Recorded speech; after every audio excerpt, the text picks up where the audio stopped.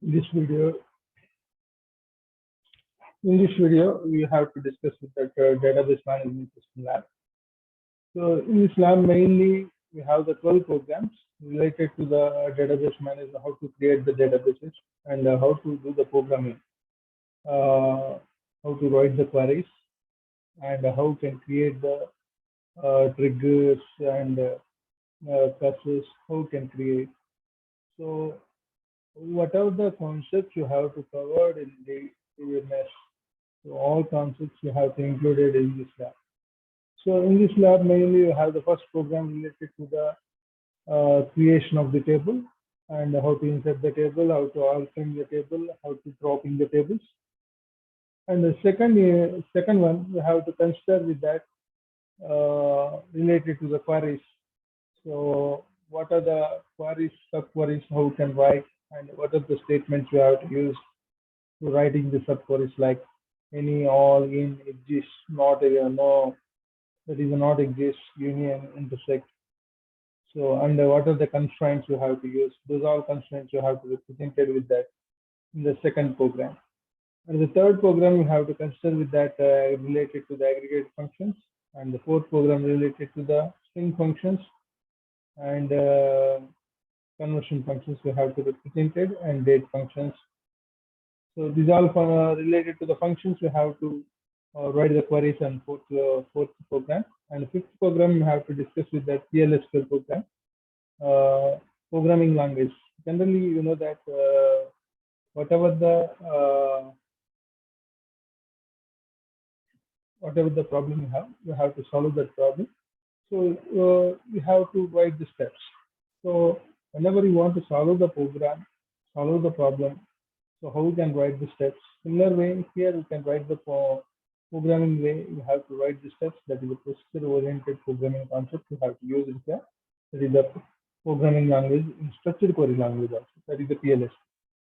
So in the PLSQL, how you can execute, how you can handle, what is the structure of the PLSQL, and how you can retrieve the data, like from the table and printed those who secured first class, and if any exceptions will be raised, how you can display, and how to insert the data into the table, and after that how to commit and roll back, save one, TCL commands we have to apply it, and nested if.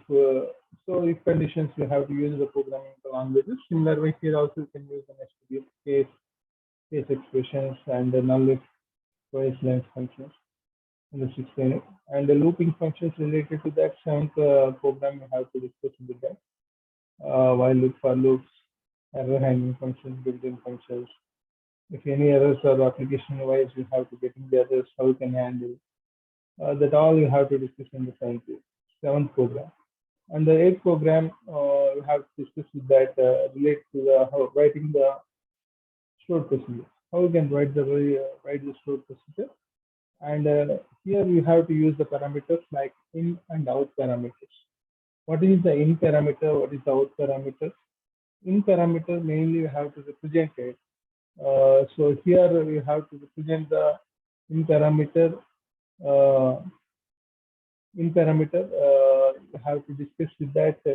You have to give taking the input from that using the in parameter, and in which parameters you want to display output. That is out parameters you have to use.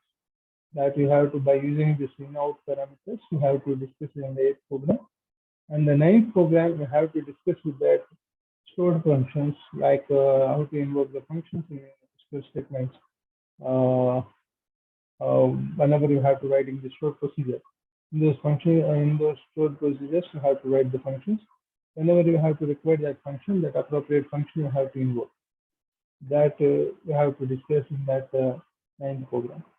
And in the 10th program, mainly you have to discuss with that creation of packages and bodies, and private objects, how you can create, and how to call that stored packages. So that you have to discuss in the 10th program. And the 11th program related to the cursors, operation for update cursor, while current.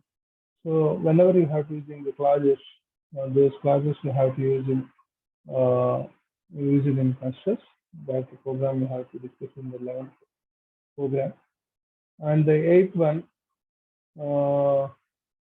developing the programs like before and after triggers. So what is the use of this trigger? For example, whenever you have to click on the mouse, so whenever you have to click on that mouse, when the mouse is clicked on, so automatically some event will be generated. Similarly, whenever you want to update the database, so that appropriate trigger we have to like insert the data into that database and update the database into that database. So that appropriate trigger we have to write the code. That code we have to invoke and like insert, update, delete. So these whenever you have to write the triggers, those triggers that appropriate event you have to generate that appropriate trigger you have to work. So mainly in a real-time environment, you have to use these triggers and store triggers. See the first